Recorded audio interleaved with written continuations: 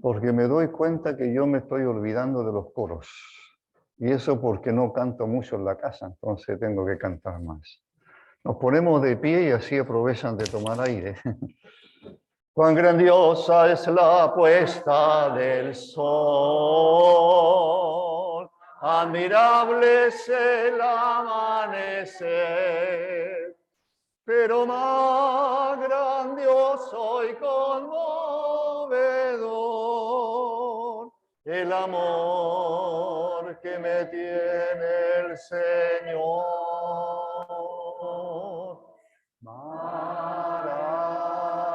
Maravilloso es, maravilloso es cuando pienso que Dios me ama a mí.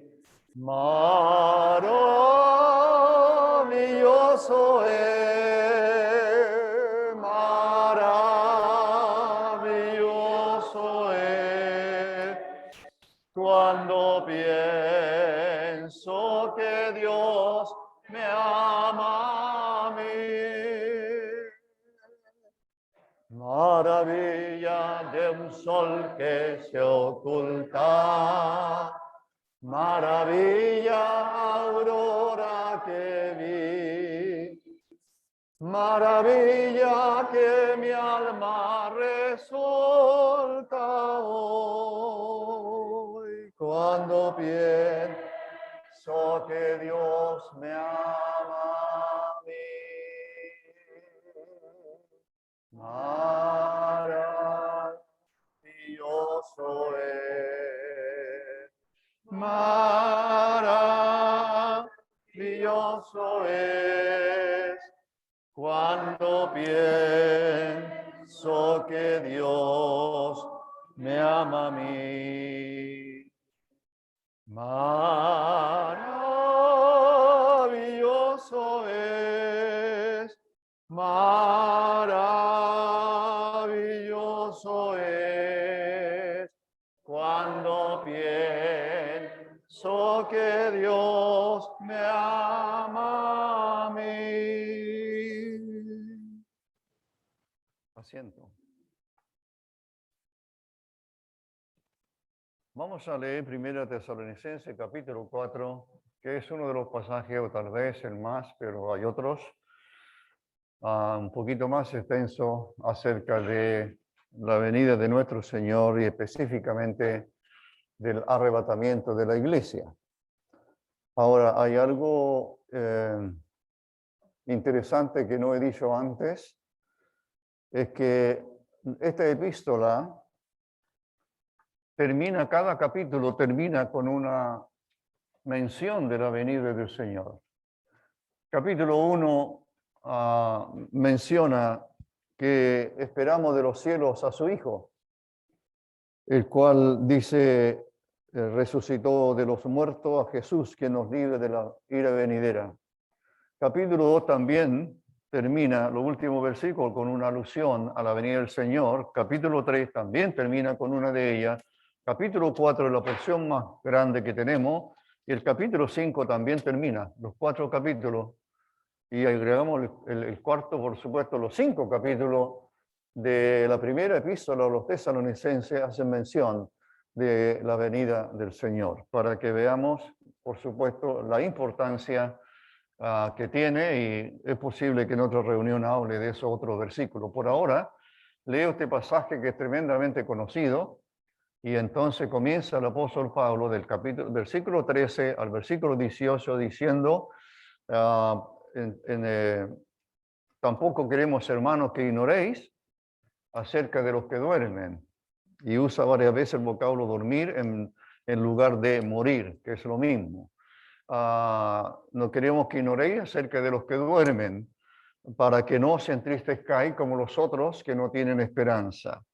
Porque si creemos que Jesús murió y resucitó, así también traerá Dios con Jesús a los que durmieron en él.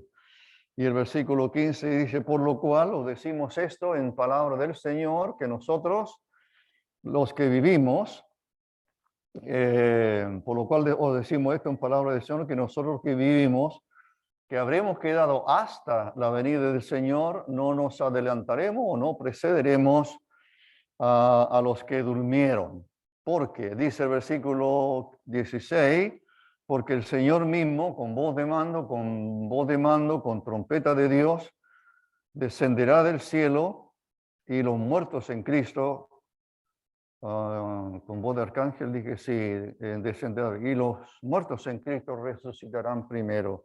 Luego nosotros, los que vivimos, los que hayamos quedado, seremos arrebatados juntamente con ellos en las nubes para recibir al Señor en el aire, y así estaremos siempre con el Señor. Y el versículo 18 es la palabra de aliento, de consolación, y pudiera perfectamente, y así lo traducen algunos, por tanto, consolaos, alentados dice aquí, pero hay otras versiones que podrán leer ustedes y dirá consolaos. Por tanto, consolaos los unos a los otros con estas palabras. Así que la importancia de este pasaje quizás sea, bueno, todo es importante, pero quizás debiéramos prestar atención a que este pasaje nace de alguna forma. El propósito de Dios es que los creyentes que están sufriendo sean consolados.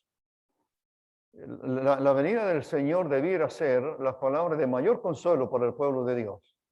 No importa la circunstancia. Las circunstancias de los tesalonicenses lo dice en el versículo 13. ¿Cuál es la circunstancia de algunos tesalonicenses? ¿Qué ha pasado o qué va a pasar si el Señor viene? ¿Qué va a pasar con los creyentes que ya murieron? Ellos se pierden las bendiciones que el Señor traerá cuando Él venga. ¿Qué pasó con ellos? Ese es el problema de los tesalonicenses. No ese era el problema de toda la iglesia.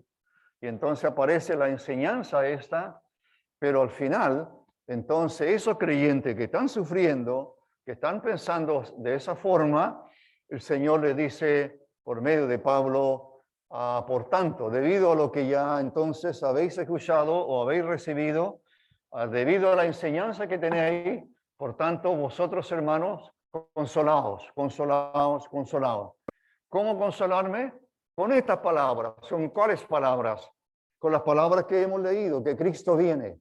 Ese debiera ser el consuelo mayor para todo creyente en Cristo, independiente de la circunstancia, haya sido persecución unos miles de años atrás o cientos de años atrás, o sea enfermedades graves, o sea partida de hermano, no importa el sufrimiento del creyente en Cristo que Dios le ha permitido pasar por él, siempre el consuelo lo encontraremos en el Señor, y específicamente el consuelo lo encontramos. Cristo viene ahora, viene mañana, viene pronto, y entonces todo esto, por supuesto, terminará. El versículo 13, el apóstol está diciéndole a los tesalonicenses, no, ustedes no se entristezcan. Si terminara ahí, diría, en realidad siempre tengo que estar contento, nunca debo estar triste. No es eso lo que dice. No, la tristeza es parte nuestra. Las lágrimas, nacimos llorando. Cuando nace un bebé, no he visto, en mis años, los padres no entrábamos. Los más, iba a decir los más viejitos, pero no estaba permitido entrar a una sala de parto, ¿verdad? Pero ahora sí. Entonces los maridos entran y miran, etcétera, etcétera. Yo solamente estaba afuera y sentí como lloró nomás la primogénita. Lloró, ¿qué significa? Lloró. Nació bien, está llorando.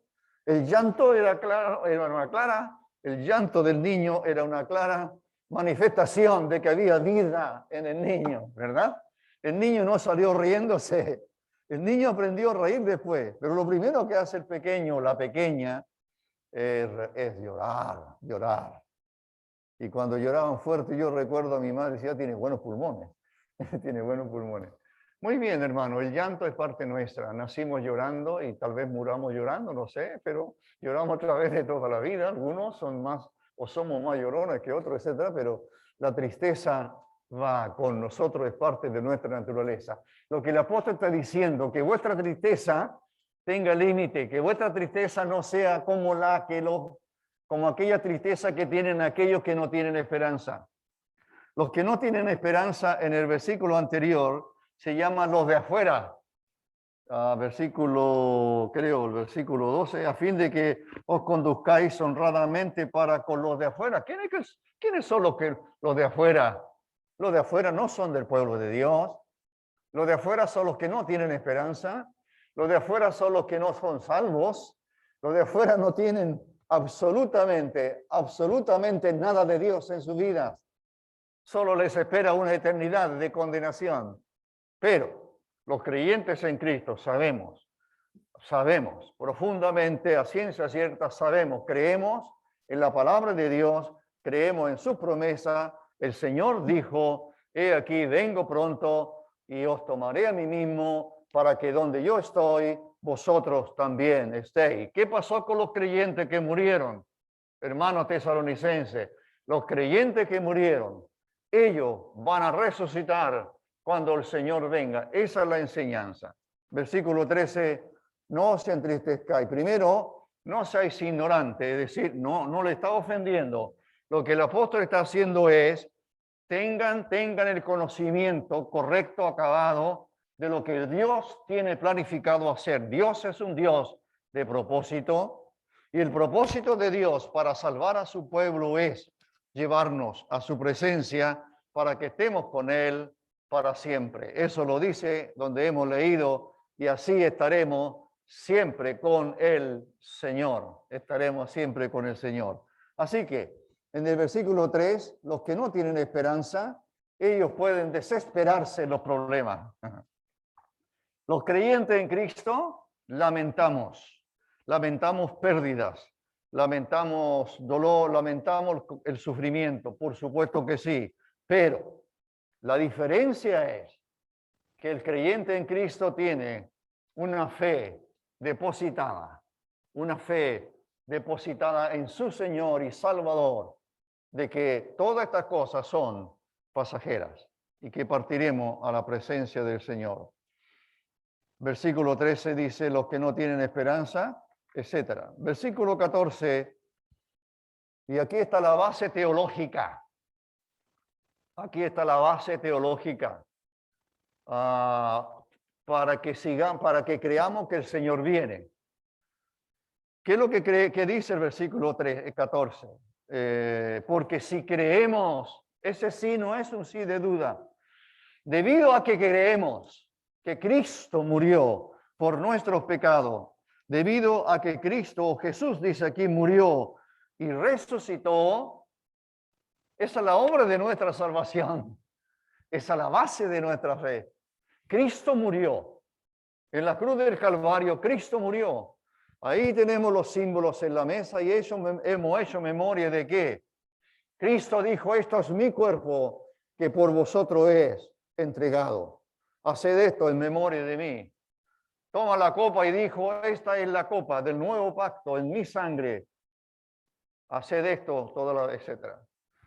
Así que ya la mesa, cuando uno viene a la cena del Señor y se sienta y mira la mesa, que es una de las cosas que siempre quiero hacer, mirar la mesa. ¿Qué es lo que hay en la mesa? Hay una copa, hay un pan, figura de la persona del Señor. Pero son figuras de sufrimiento, de dolor, y ese dolor fue suyo. Pablo está diciendo a los tesalonicenses, Cristo murió. Esa es la fe, esa es la base de tu fe. Por eso vas al cielo. Por eso no eres condenado, porque Cristo murió y resucitó. ¿Por qué menciona la resurrección? Porque hablará de la resurrección. Cristo murió, pero también resucitó. Hermanos, vosotros algunos habréis muerto, pero así como Cristo resucitó, vosotros también resucitaréis. Por eso que se habla del Señor, que eres primicia de los que durmieron. Eres primicia de los que durmieron, siendo Él el primer resucitado. ¿Qué es lo que creemos entonces? ¿Cuál es la base de nuestra fe? La obra de Cristo. Cristo murió Cristo resucitó para nuestra justificación, ha resucitado. Eso dice el versículo 15. Entonces, si creemos que Cristo murió, debido a que creemos que Cristo murió y que Cristo resucitó, así también debéis creer. De la misma manera, ¿creer qué? Creer que Dios, dice el versículo 15, que así también, no, todavía estoy en el 14, así también Dios traerá con Jesús a los que durmieron en él. Aquí vuelve entonces al tema del versículo 13. ¿Cuál es la preocupación de los creyentes que ya durmieron? ¿Qué va a pasar con ellos? Y entonces está diciendo, no os preocupéis. Cristo murió, Cristo resucitó, así como Cristo murió, así como Cristo resucitó, así también la obra de Dios sigue en su propósito. Y lo próximo que Dios hará, que los creyentes en Cristo, aquellos que murieron, Dios los traerá con Jesús a los que durmieron en él. Dios los traerá con Jesús a los que durmieron en él o a los que murieron siendo creyentes en Cristo. Versículo 15. Por lo cual, debido a eso, entonces, dice el versículo 15, por lo cual os decimos esto en palabra del Señor. Esto es tremendamente importante también, que la base de nuestra fe no es tanto lo que Pablo haya dicho o lo que Pedro haya dicho. La importancia de nuestra fe está radicada en la palabra de Dios. Cuando Pablo dice o decimos esto en palabra del Señor, podría ser que Pablo haya tenido una enseñanza específica, una visión específica, una revelación específica como tanta de este tema. O que lo haya escuchado de los otros apóstoles, o que se estaba ya enseñando en otros lugares por los otros apóstoles de Cristo. No sé, yo me inclino a pensar que como tantas veces el apóstol le fue revelado, por supuesto, muchísimas cosas, entre ellos esto aquí. Así que cuando él dice o decimos esto en palabra del Señor, está haciendo alusión a lo que el Señor le había revelado al apóstol. ¿Y qué es lo que le reveló el apóstol? ¿Qué es lo que el Señor recibió? ¿Qué es lo que Pablo recibió del Señor? O decimos esto en palabra del Señor, que nosotros que vivimos, que habremos quedado hasta la venida del Señor, no nos adelantaremos, no precederemos a los que durmieron. Eso es lo primero que establece. En realidad hay un orden, dice el apóstol. Hay un orden que el Señor nos ha enseñado. ¿Cuál es el orden cuando el Señor venga? Primero, Dios traerá con Jesús a los que durmieron en él. Entonces luego está diciéndonos que el Señor, versículo 15, o decimos esto en palabra del Señor, que nosotros que vivimos, los que hayamos quedado, no nos adelantaremos. Nosotros no iremos primero.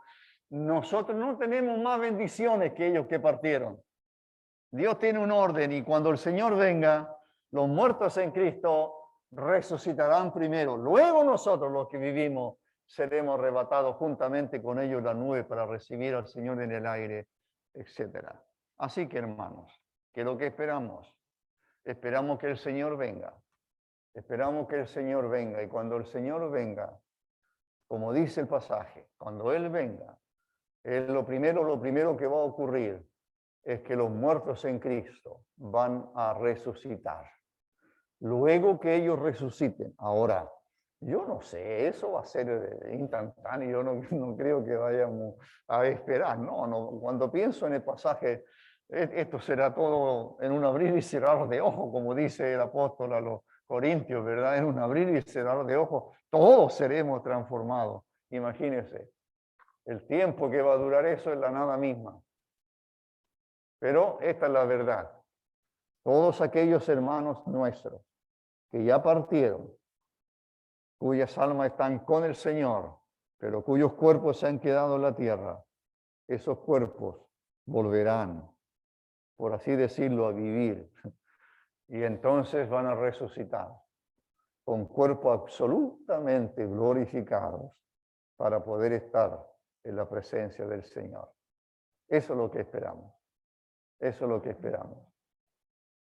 No sé, tal vez millones de personas a través del mundo fueron a los cementerios a dejar flores y él no está ahí la persona, ya, pero su cuerpo está ahí. Y entonces, cuando uno va a un cementerio, aunque hayan pasado 10 años, 20 años, 30 años, 50 años, tanto, y quizás haya solamente polvo, para el Señor no hay ningún problema de darle un cuerpo nuevo, absolutamente glorificado.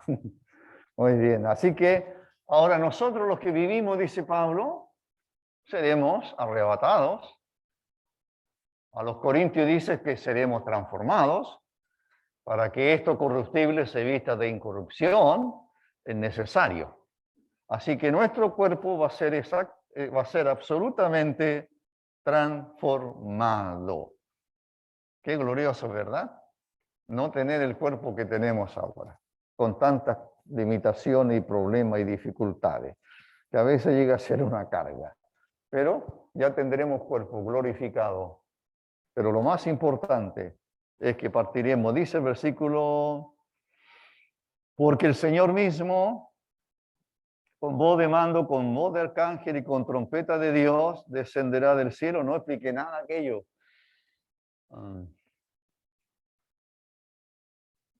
A través de las Escrituras, el Antiguo Testamento, usted va a leer más de alguna vez el uso de la trompeta. Algunos hacen alusión a una trompeta hecha de plata para ciertos acontecimientos especiales. En Apocalipsis están las trompetas de la ira de Dios, etcétera, que no es este caso. Voz de mando, voz de arcángel, trompeta de Dios, no son sino una expresión del poder y de la gloria del Señor cuando Él venga. Estaba leyendo, bueno, hay tantos comentaristas, pero uno de ellos decía, esto no puede ser algo secreto porque algunos enseñan que esto va a ser secreto. Aquí en ninguna parte dice que va a ser secreto, en ninguna parte, pero ¿en qué se apoyan? En que va a haber un sonido de trompeta, en que va a haber una voz de arcángel. ¿Usted ha oído una voz de arcángel alguna vez? No. Hay la escritura, la mención de un solo arcángel, Miguel, y hay la mención con nombre de un solo ángel, Gabriel, pero son millares y millares y millares de ángeles. Ahora, voz de arcángel es la voz, parece, de poder, quizás sea el ser angelical más cercano al Señor, los arcángeles, pero la voz de arcángel, la trompeta de Dios, esta voz de mando, es todo un llamado a una reunión. Ese es el uso resumido del por qué esta voz la voz de mando es la voz de un general máximo de algún ejército que ha triunfado. Algunos hacen alusión a que este es el triunfo de un general. Ha luchado y ha vencido y ahora viene a llamar a los que son suyos. ¿Secreto? Yo no sé si el mundo se va a dar cuenta. Siempre creí, en mis 50 y tantos años de creencia, siempre creí que esto va a ser para el mundo, tal vez se darán cuenta nada más que alguien desapareció. Tal vez en casa busquen, aparte de la familia, y no están, se han ido. Tal vez los vecinos dicen, oh, están desaparecidos, nuestros vecinos de la casa 9, donde vivimos nosotros. Bueno, desaparecimos por 3 semanas el otro día, pero y se preguntan los vecinos, ¿y qué pasará con don Juan y su señora? No los vemos. Y van a pasar los meses y los años y no nos van a ver, nadie nos va a ver. Ya no estamos en este mundo, ya estamos con el Señor. Entonces, eso va a ser llamativo. Habrá muchas explicaciones, mire. Habrá montones de explicaciones, miles de explicaciones, por supuesto que sí. Pero la verdad de Dios, como dice aquí, es que nosotros, dice el versículo 17, los muertos en Cristo resucitan. Yo creo que estos muertos, no sé, de alguna manera, y nosotros sí vamos a darnos cuenta de una voz, la escucharemos tal vez nosotros, esa voz de arcángel, nunca la hemos escuchado. Una voz de mando de parte del Señor, nunca la hemos escuchado. Una voz de mando, trompeta de Dios, nunca la hemos escuchado. ¿O sí? Nunca. Menos la van a escuchar aquellos que no son del Señor, pero no cabe duda que mis oídos, mi corazón me va a decir, esa es voz de Dios, ese es el Señor, voz de mando, es voz de trompeta, es voz de arcángel. No sé cómo es, pero tal vez allí sepa que es el llamado del Señor. ¿Cómo podría alguien negarse a partir con el Señor? Además que va a ser arrebatado o raptado, como quiera. Versículo 17, luego nosotros los que vivimos, los que hayamos quedado hasta la venida del Señor, dice aquí, luego nosotros los que hayamos quedado, seremos arrebatados, harpazo, de donde viene nuestra palabra rapto. Pues eso no le gustaba antes, cuando yo era jovencito escuchaba, no, rapto es una palabra que no es una palabra, pero esa es la palabra que aparece aquí, harpazo, arrebatar, sacar. Y yo pienso que ningún creyente verdadero podría decir, no me quiero ir todavía, no, porque él va a ser arrebatado. No le van a preguntar, ¿quieres irte? No. Nos vamos con el Señor, porque Él nos va a arrebatar. Dice, seremos arrebatados para el 17. Seremos arrebatados juntamente con ellos. ¿Quiénes son ellos? Los muertos en Cristo que ya resucitaron y ya se fueron. Y luego nosotros, dice, luego ese es el orden. Luego nosotros los que vivamos. No sé si vamos a vivir todos cuando el Señor venga. No sé cuándo el Señor viene. Si viniera ahora, ya. Ahorita, dicen los centroamericanos. Si viniera ahorita, entonces partiremos todos arrebatados. ¿Ha pensado en eso? Puede estar en su casa cocinando y de repente va a desaparecer. Va trabajando y de repente va a desaparecer. Va manejando y va a desaparecer. ¿Ha pensado en ello? O tal vez va a estar durmiendo o viajando. Yo cuando joven escuchaba a predicadores escuchando, imagínese un piloto de un avión. ¿Qué le va a pasar al avión? Si el piloto fuera creyente y viene del Señor, etcétera, etcétera. Pero, hermanos, no sabemos detalles, no sabemos qué le va a pasar a este mundo, pero lo que está claro que el Señor venga y seremos arrebatados.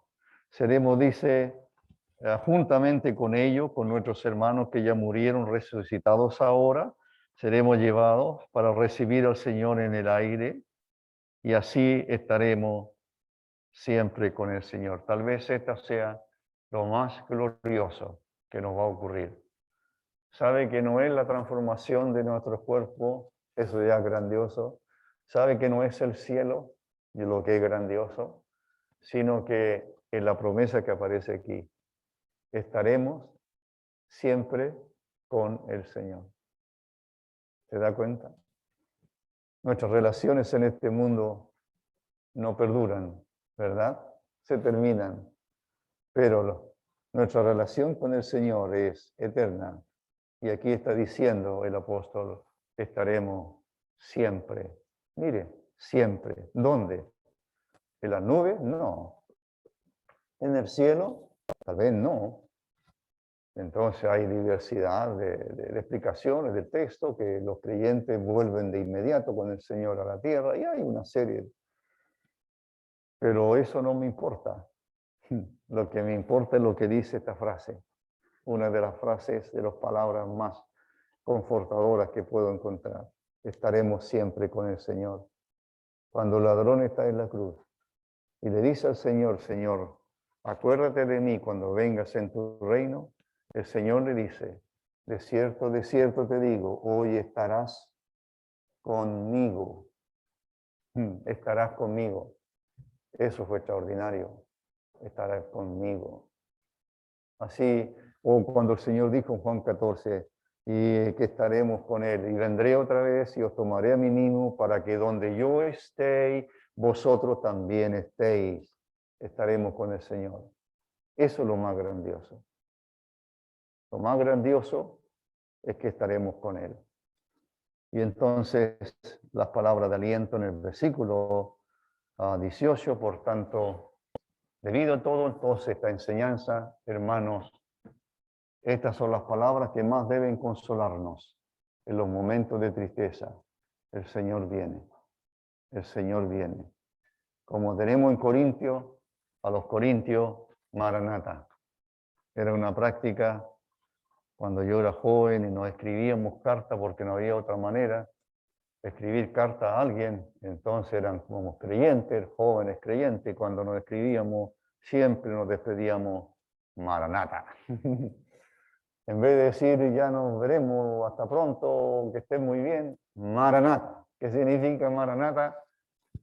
Cristo viene, el Señor viene, dice Pablo a los corintios, Maranata. Hermano, consolémonos con estas palabras, como dice el versículo 18. Por tanto, alentaos o consolaos los unos a los otros con esta palabra. ¿Con cuáles palabras? Estaremos siempre con el Señor. El Señor viene, seremos transformados y partiremos a la presencia de nuestro amado Señor. Vamos a orar. Padre nuestro, Dios nuestro, te damos gracias por tu palabra bendita. Gracias por darnos la revelación completa, la que necesitamos saber. Ya recibiremos mucho más en tu presencia, pero el libro que tenemos en nuestras manos, el libro que predicamos, el libro que leemos, meditamos y nos gozamos, es palabra de Dios, es palabra tuya. Toda la escritura es inspirada por Dios. O, como dice el apóstol, a estos creyentes de antaño, o decimos esto en palabra del Señor.